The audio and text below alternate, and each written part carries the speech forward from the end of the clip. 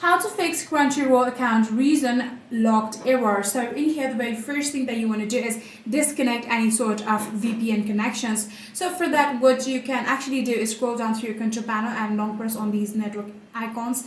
Here you can see VPN. Make sure that it is turned off just like this, right? So actually Crunchyroll actively blocks any recognized VPN server IPs. So like I said, make sure it is turned off. So after doing that, if that did not help, then you can try to clear all of the browser cache and cookies, or if you're using the application version, you can try to clear all of its cache and see if that helped. So if that did not help, then try to update your preferred language. What you can actually do is simply log into your account. First of all, get into your account settings.